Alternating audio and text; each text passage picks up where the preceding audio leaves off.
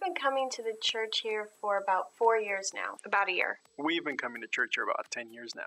A friend of mine invited me to come out with her. I've been going to church for approximately 10 years. In April of this year. Our parents had already been coming to this church. 3 months. 3 years now. Yeah, my friend Ramon actually invited us to come to church for a little over a year. 26 years ago when we moved here from Fresno. 9 months. When I was at City College, a classmate invited me to church. I played basketball at Merritt College, and I asked my coach if he knew of a good church. He recommended this one. I'm the principal at Piedmont High School, and I was sharing at a Parents Club board meeting with about 30, 40 people out there that our children are on the autism spectrum and some of the struggles that we've been having. And a few days later, one of the parents came into my office with a lot of concern and compassion, shared with me the church's e-soccer program. All our experiences before had been really hard on us. We felt shunned in the community going to soccer or trying outside activities. And at e-soccer, it was really amazing how accepted we felt. There were so many families out there like us.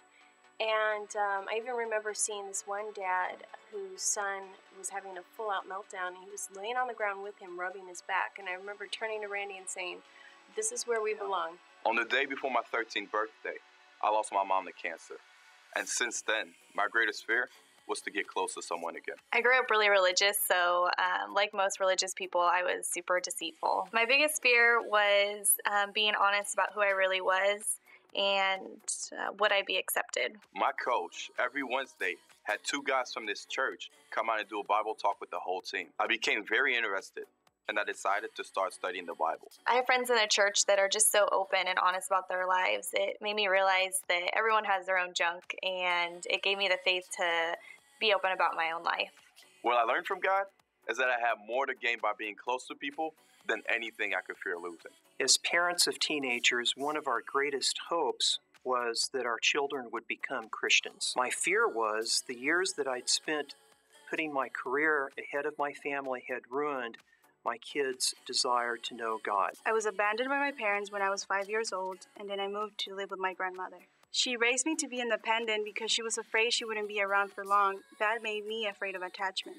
Our friends used the Bible to show us how we could change. I realized that if we could change, we had nothing to fear. What built my faith to attach and build close relationships was studying the Bible with Christians in this church who taught me that God loved me no matter what. And because of that, I learned I can truly love others.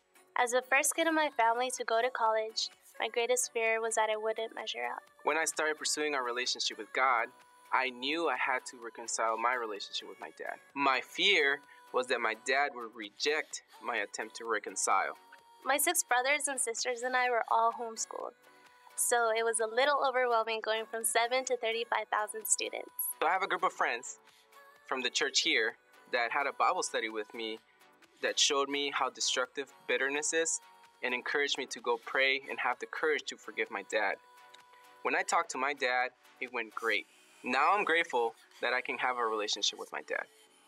What helped me overcome my fear was the campus students I go to church with, showing me how important school is. And God giving me a purpose for going to school, reaching out to other students, like me. I have a learning disability, and my biggest fear is that it'll affect the way people treat me. My biggest fear is how people view me. What gave me the faith to overcome the fear were my friends at church. These guys, who knew everything about me, still accepted me. What built my faith was when the guys did a Bible study with me. What that study taught me is that everyone has a weakness, and you can use your weakness to help others. We actually started studying the Bible, and it was great. But it did create fear in me that if people really knew the real me, would they accept me? I had a lot of skeletons in my closet. Because we have both been previously divorced, and I've done the church thing before, I was afraid that both church and marriage would fail me again. What gave us the faith to overcome the fear was studying the Bible with friends who are vulnerable with their own lives. After 10 years, we thought to ourselves, we should probably lead something. But I think my biggest fear was responsibility. I thought there's something very attractive about not having any responsibility. For me, it was getting out of my comfort zone. What gave us the faith to lead was the example of our friends who were leading. First, they were growing spiritually, and I really liked that. And they were helping change lives. That was very attractive to me. Fear of being alone, fear of not being in control, fear of failure. That led me to really want to pursue a career in being a surgeon.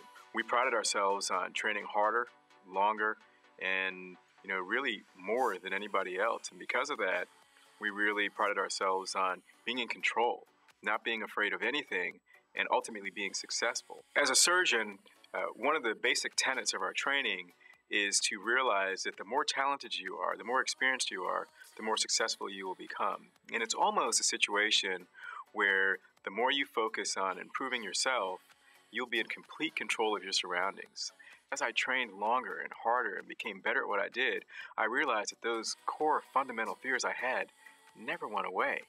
The formula that we had from a worldly perspective of being able to overcome these things actually never materialized. We were fearful for marriage and the challenges there, but also fearful about our kids. They have special needs, and we just had so much fear about their future. While we were at soccer, we were meeting a lot of great people, and they invited us out to church.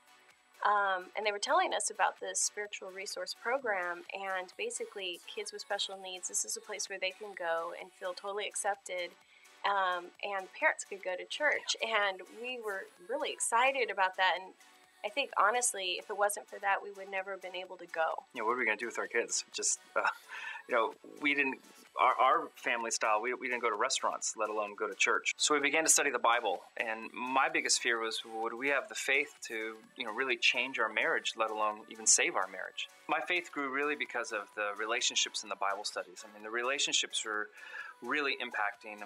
The guys were unbelievably vulnerable.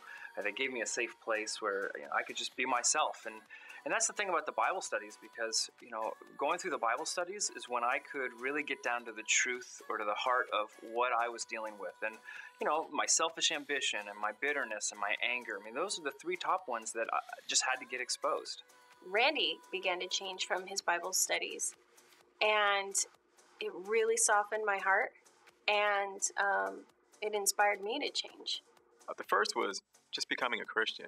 Having the opportunity to study with just a couple of sharp neurosurgeons who really were able to reach out to me and kind of touch me on a heart level as well as a professional level had a big impact on my life and starting to plant that seed of faith. I'm a principal at a high school, and I'm on the front line of the future. These students that are walking around my hallway, what they face, the social pressures, the dysfunctional home life at times, and the culture of me, it can be really frightening. Once I was invested in God's family, being alone didn't really exist anymore. That wasn't something that was part of my life anymore. Failing at different tasks was irrelevant because God never fails. God just has his plans and they always get worked out. And being in control, I never had to worry about that because I know that God's in control. Here at the Bay Area Christian Church, I see a different story. I see people actually using the Bible as their standard. And as a result of that, I see marriages being reconciled. I see families caring for one another. I see people caring for one another. I see students having a vision for more than just themselves. And when I think about the future, I don't fear it. Actually, I think it's quite bright.